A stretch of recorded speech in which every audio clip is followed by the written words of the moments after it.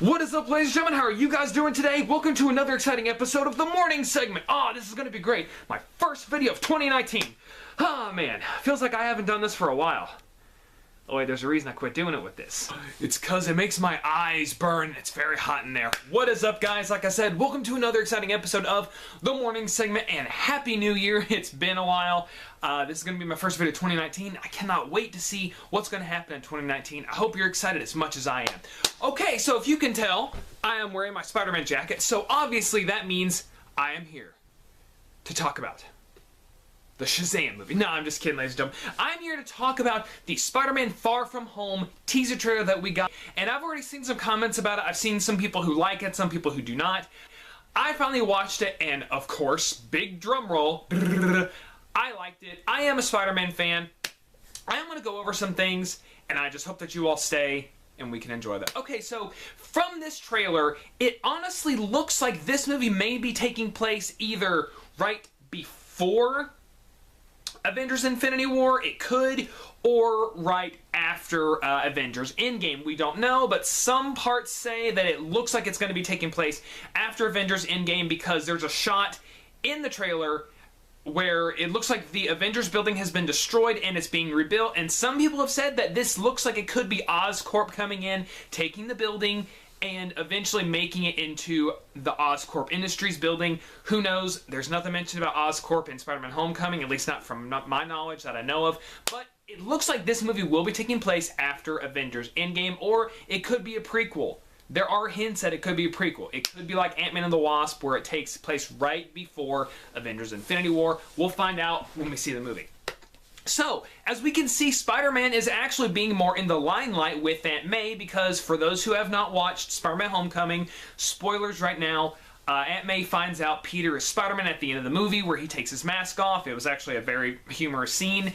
So it looks like in this that Aunt May is actually going to be running a homeless shelter, and the reason why I think that is so cool is because in the Spider-Man PS4 game, that's what Aunt May does. She runs a homeless shelter, and it looks like they're actually taking some elements from that game and putting it here. And I think that is very smart. That's a good way to get people who are really either not fans of Spider-Man, because that game is so good. You should go play it if you have not. It is such a good game, and it looks like they're taking things from that game and putting it in here, and I think that's a very smart move. It is a very smart move because a lot of people love that game. It's a great idea. And in this movie, it looks like Peter is going to be going on a trip to Europe with all of his high school friends, or his classmates, and it looks like they're going to be doing that trip where they visit one place after the other, as we see some shots of Italy and some other places. But Aunt May is asking him, you know, like the typical like mom stuff, I guess you could say. Do you got your toothpaste? You got your clothes? You got your passport? Do you have your suit? And it looks like in this, Peter is actually not worried about saving people in Europe, because it looks like in this they might be taking some things from Spider-Man 2 where Peter is actually trying to get back to having a normal life and not be Spider-Man all the time. It looks like they've had him grow, because in Spider-Man Homecoming, they had him be obsessed with being Spider-Man. That's all he wanted to be. That's what he wanted to define his life. And in this, he's learned he just wants to go and live his life when he gets the chance, and so that's what he's doing. And we eventually see in the trailer, Aunt May has actually packed the suit for him, and then we get the scene with Nick Fury coming in here. I thought this scene was hilarious. There's a line in there where he's like, Spider-Man is like, so is he going to be okay? I mean, you might want to turn him over, that way he doesn't swallow his tongue. The banter between these two is pretty good, and like, you know, you got Nick Fury basically giving like the whole Nick Fury speech. You've got some skills, but you're not quite ready yet. But we're going to do something to make sure that you get ready. We have 2 new suits, ladies and gentlemen. That's right, 2 new suits for the price of 1. I love that. First of all, we've got this new suit where it's a combination of both red and black. I do not know what happened to this original suit because Aunt May packed it, so maybe Nick Fury's just like, here, get this new one. But then, I don't know. Maybe if this takes place after the snap, maybe the suit got destroyed too. Who knows? Maybe everything has to come back. Maybe everybody's just not going to have clothes when they come back. Who knows? If this does take place after Endgame. But it also looks like we are also getting a new suit, and it looks like we're getting a S.H.I.E.L.D. version of Spider-Man Noir. Now, for all those who don't know, Noir is like when it's shot in black and white. You know, like when movies like Sin City and The Spirit, I can't believe I'm even mentioning that, or if you've played any of the Spider-Man games, like Spider-Man Shattered Dimensions. Actually, that's the only one he's in besides the costume in Spider-Man PS4. Anyways, it looks like we might be getting a version of Noir where Spider-Man can go out at night and not be seen, which is what Noir does. He's kind of like a version of Batman, just with spider powers. I like that we're getting some take on other suits. I like that. I think it's really cool. Of course, though, with the Spider-Man PS4 game, we got a lot of different suits, and we might be getting a lot of interpretations. That would be awesome if we did. Where's Spider-Man 2099? When are we going to get a Spider-Man 2099 movie? Anyway, so with this, we're going to be getting another villain that we've not seen before. The Elementals. That's right, ladies and gentlemen. The main villain of this movie is Hydro Man. Oh, man, I cannot wait to see that. Nah, ladies and gentlemen, I'm just kidding. Of course, we get Mysterio, the Master of Illusions. Yes, Jake Gyllenhaal, who played in a movie that I actually have grown to like a lot, The Zodiac, plays Quentin Beck, a.k.a. Mysterio, the Illusionist. The Illusionist.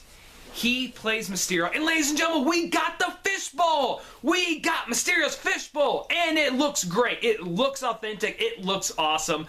Cannot wait to hear a bunch of jokes about the fishbowl. One of my favorite ones from Spider-Man, this particular Spider-Man. Mysterio, I'm using that fishbowl of yours as a snow globe! Oh, I hope he makes some jokes about that. He's got to. It's Mysterio. But I've seen a lot of comments, or at least a few, where people are not actually thrilled about Mysterio being a good guy. But for those who actually do not know about the character of Mysterio, this is what Mysterio does. Mysterio is an illusionist. He's basically Syndrome from The Incredibles, or aka Syndrome is... Anyways, the point of the fact of the matter is, Mysterio wants to be made look like a hero. So where he's an illusionist, he's an actor. My theory, and a lot of people's theories are, that the elementals that are attacking this place, they're not real. Now, a lot of people are going to go, well, he's wet when he gets hit by the water. True. That is very true. However, Mysterio is that good of an illusionist. Who knows? But the fact of the matter is, Mysterio is an illusionist, and he does things like this. He's trying to make himself look like a hero, and who knows, maybe somebody's going to get hurt, or Peter's eventually going to catch him and go after him, and we will have Mysterio and Spider-Man, and we'll get a lot of fishbowl jokes. I am so pumped for this, guys. I am a huge Spider-Man fan. I liked Homecoming, and I know a lot of other people did not like Homecoming. I liked it. I'm excited for this. Guys, put in the comments below, what do you think about Spider-Man Far From Home? I really want to know. Also, I'm just going to say one more thing. I do not like Flash in this series. I don't. Flash is supposed to be bigger than Peter, and I honestly want to say they're like the same height, or Peter's a little bit taller. I just don't like Flash in this series. I prefer the one from the other two. And Sam Raimi didn't even make him a main character in the other film. In the first film, Flash was not really a main character. He was just there. He had more of a role in The Amazing Spider-Man. I just don't particularly care for Flash in this. But that's just my opinion. Guys, I hope you're having a good day. Bundle up, because it's getting cold. That's right, it's getting colder. I hope you guys are having a good day. I cannot wait for this movie, and another reason is because it comes after the day after my birthday. Yeah. I'm glad my wife's not home right now, because she'd say I'm getting old. Have a good day, guys, and I'll see you next time.